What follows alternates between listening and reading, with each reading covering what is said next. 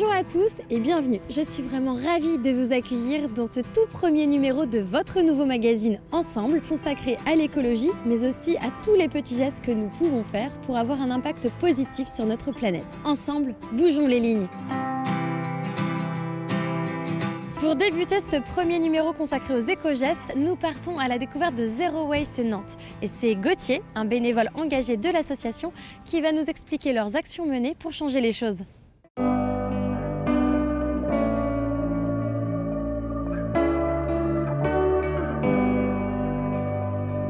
Je m'appelle Gauthier Raveau, donc je suis membre de Zero Waste Nantes depuis avril 2018. Zero Waste Nantes, c'est un groupe local de Zero Waste France. Donc on a pour mission de promouvoir la réduction des déchets en amont en fait. On a différents types d'actions. On a des actions de promotion auprès du grand public, dans différents événements auxquels on peut être invité, comme Jour de fête à Saint-Herblain, comme la Folie des Plantes, tout ce genre de choses. Ce qu'on fait également, c'est qu'on a une action pour le stop pub aussi, parce qu'il n'est pas forcément respecté.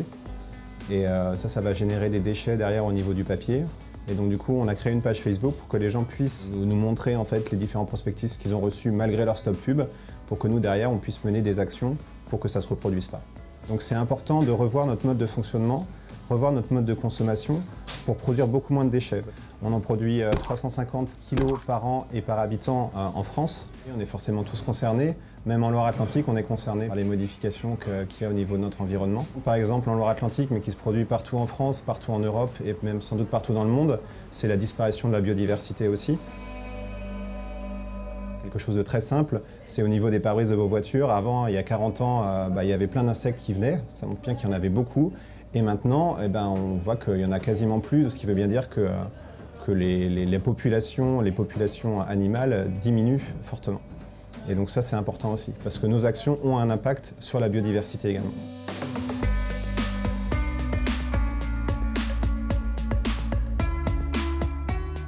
Au niveau des vers de terre, avant, c'était plusieurs tonnes qui étaient trouvées par mètre carré au niveau des champs. Maintenant, ça se compte en centaines de grammes. Donc c'est catastrophique en sachant qu'au niveau des vers de terre, c'est eux qui vont aérer le sol, c'est eux qui vont donner la vie au sol en fait, c'est eux qui vont remuer toutes les matières organiques.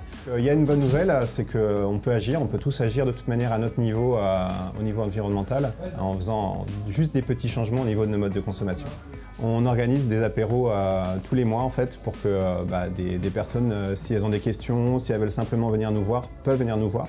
On appelle ça les apéros 02 chais, comme le 2 de chaque mois. Et donc du coup, c'est une très bonne occasion pour tous se retrouver, pour discuter, échanger autour du zéro déchet.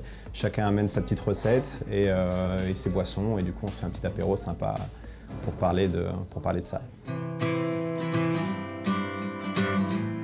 Et maintenant, j'ai rendez-vous avec Julien Vidal, l'auteur et porteur du projet Ça commence par moi. Vous me suivez ?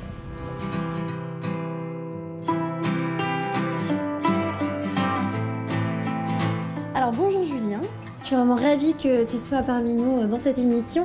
Est-ce que tu peux un peu te présenter, nous dire qui tu es et nous dire comment est né le projet Ça commence par moi? Salut Valérie, effectivement je m'appelle Julien, j'ai 33 ans et je me suis lancé dans une aventure folle, celle d'adopter dans mon quotidien 365 éco-actions pour essayer de voir jusqu'à quel point je pouvais adapter mes valeurs et mes actes. Je me suis lancé en me disant mais Julien, qu'est-ce que tu fais face à tous ces défis dont on entend parler, dérèglement climatique, chute de la biodiversité, des gens de plus en plus malheureux dans les pays occidentalisés, et toi, où t'en es? Comment accorder tes valeurs avec tes actes? Et donc je me suis lancé dans cette collection de 365 éco-actions que j'ai adoptées dans mon quotidien au rythme d'une tous les jours, du 1er septembre 2016 au 31 août 2017. Et tout ça, je l'ai raconté sur un site internet, ça commence par moi.org. Alors toi justement, quel est le premier éco-geste que tu as adopté? J'ai commencé par un geste qui est pour moi symbolique de la démarche, un stop pub. Ça peut paraître pas grand-chose, c'est un tout petit autocollant qu'on colle sur sa boîte aux lettres et ça permet d'économiser jusqu'à 40 kg de papier par foyer et par an. Imagine en France, il y a 8% du papier qui est utilisé pour fabriquer des prospectus. Et en plus, j'aime bien cette action en particulier parce que c'est typiquement le genre de choses où on me dit « oui, mais ça marche pas ». Moi, j'en ai mis un de stop pub, mais bon, j'ai toujours des pubs. Et bien en fait, non. C'est pas que ça marche pas, c'est que ça marche pas parfaitement. Il y a beaucoup de choses qui sont comme ça, où l'imperfection, elle est toujours un peu présente. Et qu'est-ce qu'on fait? Et bien, il vaut mieux agir, mieux avancer, mieux essayer de faire du mieux qu'on peut, plutôt que de dire, bon, bah, laisse tomber, c'est pas parfait, donc je préfère ne rien faire du tout. Alors justement, qu'est-ce que tu réponds aux gens qui te disent c'est pas en mettant un stop pub sur ma boîte aux lettres qu'on va changer le monde? Mais qu'est-ce que ça veut dire, changer le monde? C'est ça la question que je me pose. Donc du coup, si on me dit que c'est pas avec des actions individuelles qu'on va réussir à limiter notre dérèglement climatique à 1,5 degré, ils ont raison. Moi, personnellement, j'ai divisé par 5 mon empreinte carbone, j'ai divisé par 10 la taille de ma poubelle. Et bien, tu vois, tout ça, aujourd'hui, l'urgence est telle qu'il n'y a pas de petites économies, il faut s'y mettre. Mis bout à bout, si tous les Français vivaient à la sauce ça commence par moi, ça permettrait d'économiser 600 millions de tonnes de CO2. Et aujourd'hui, on est dans une urgence telle qu'il faut agir et qu'on n'a plus d'excuses, il n'y a plus de petites économies. Au-delà de ça, le fait d'agir, moi je me suis rendu compte que ça m'a permis de me passer de spectateur, consommateur de ma vie à être vraiment acteur responsable qui participe à la construction d'un monde meilleur. Et ça change tout. Merci beaucoup Julien d'avoir partagé avec nous tous ces éco-gestes et d'avoir été présent dans cette émission.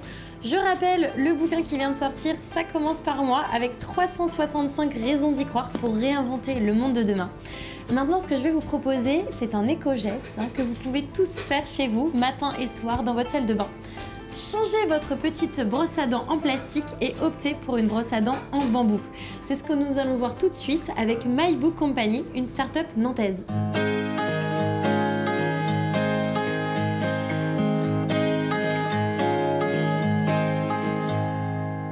Je suis Camille, cofondatrice de My Book Company, une entreprise qu'on a montée avec mon mari, Benoît. L'idée de départ, elle est venue un soir en se brossant les dents. Nous-mêmes, on était dans une démarche de réduction des déchets et on s'est dit, mais est-ce qu'on a une alternative à nos brosses à dents en plastique? Et donc, on a cherché, on ne trouvait pas le produit en France, donc on a décidé d'agir. La brosse à dents en plastique, c'est un véritable problème pour 2 raisons. Déjà d'un point de vue santé, parce qu'on ne sait pas exactement quel type de plastique il s'agit, s'il y a des bisphénols dedans ou autres produits pas forcément très bons pour la santé. Le deuxième problème, c'est qu'en fait, une fois qu'on a fini de l'utiliser, elle n'est pas recyclée, donc, parce qu'elle est composée de différents types de plastique. Elle finit dans les océans, sur les plages ou enterrée dans les déchetteries. Et ça représente pour la Terre entière 4700 millions de tonnes par an de déchets. Pour la France, c'est 1400 tonnes par an. Une fois qu'elle se retrouve dans l'environnement, c'est à peu près 1000 ans pour qu'elle disparaisse. Ça veut donc dire que votre première brosse à dents utilisée, elle est toujours quelque part dans l'environnement. Donc comment naissent nos brosses à dents? Déjà il faut du bambou, donc le bambou c'est du bambou mosso. C'était important pour nous d'utiliser cette essence parce que c'est la seule qui ne soit pas consommée par les pandas. C'est un bambou géant, donc ça fait des arbres, quasiment des arbres, c'est énorme. Il est récolté dans le respect de la ressource et des populations, et ensuite il est amené en petites baguettes jusqu'à l'usine de fabrication.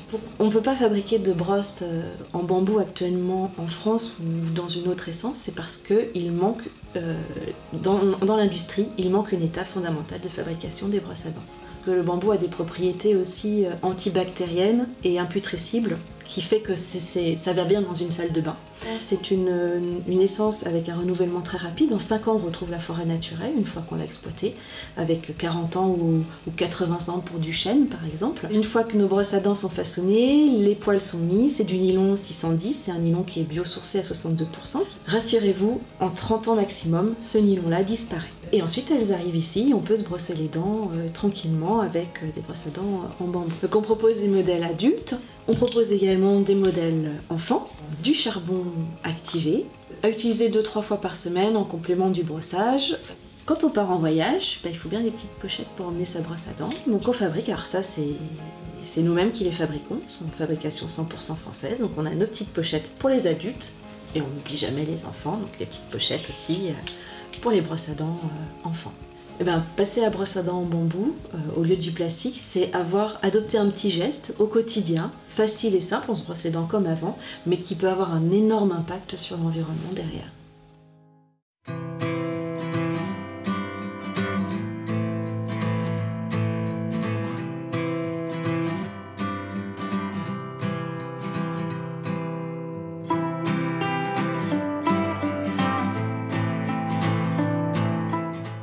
retrouvons maintenant Claire qui chaque mois nous donnera des conseils malins et à portée de main pour prendre de nouvelles habitudes.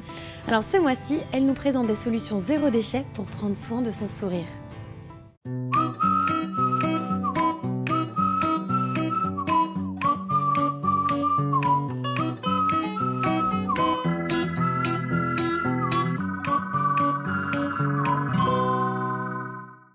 Bonjour Katia. Bonjour Claire. Comment est-ce que je peux faire alors pour rendre le brossage plus écologique et meilleur pour la santé? Moi, je te propose 4 solutions aujourd'hui. La première, c'est de prendre un dentifrice bio.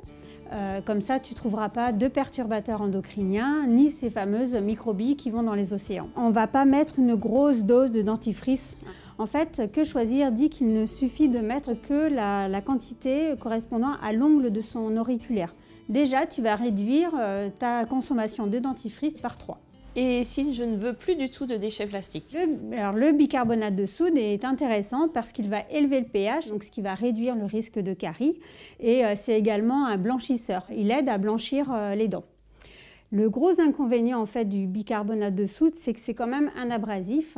Donc ce qui est recommandé, c'est de l'utiliser simplement une fois par semaine. Si on a des dents sensibles et les gencives fragiles, on peut utiliser le carbonate de calcium. Donc là, c'est une craie qui a été longtemps extraite en région parisienne près de Meudon. C'est très simple à utiliser. On mouille sa brosse à dents, on trempe dedans et on vient frotter les dents avec. Si on n'aime pas l'aspect poudreux, on a une autre solution. Il suffit de faire une pâte avec. On prend un peu d'eau qu'on mélange avec la poudre. Tu obtiens une pâte dans laquelle tu peux même rajouter des huiles essentielles, par exemple l'amande poivrée qui va donner un effet rafraîchissant. Et si je n'ai pas le temps ou pas l'envie de faire mes produits moi-même? Alors tu peux trouver dans le commerce des produits qui sont très intéressants et sans emballage. Donc moi j'aime bien celui-ci, donc c'est un dentifrice solide. Il a un emballage mais qui est réutilisable, on peut racheter des recharges à mettre dedans. Et l'autre avantage c'est qu'il est fabriqué en fait tout près de Nantes, à Couéron, et donc c'est local et écologique et sans emballage. Zéro déchet, écologique et local. Bien, merci de ces bons conseils. Avec plaisir. Et on se retrouve le mois prochain pour d'autres astuces pour éviter le gaspillage alimentaire. Et voilà, le premier numéro touche déjà à sa fin. Alors j'espère que les interviews et reportages que vous avez découverts vous ont plu, vous ont inspiré et vous ont donné pourquoi pas envie d'agir à vous aussi, à votre échelle. Je vous retrouve le mois prochain pour une nouvelle émission consacrée au gaspillage alimentaire. D'ici là, prenez soin de vous et prenez soin de la planète. Je suis ici à Dose de Sens, une épicerie vrac où tous les produits sont bio, locaux ou en circuit court. Alors je vous invite à découvrir ce nouveau lieu, ouvert il y a 2 mois. Allez à la rencontre de Gaëlle et Christine qui vous accueilleront avec plaisir et vous donneront plein de conseils pour consommer zéro déchet. À vous de jouer!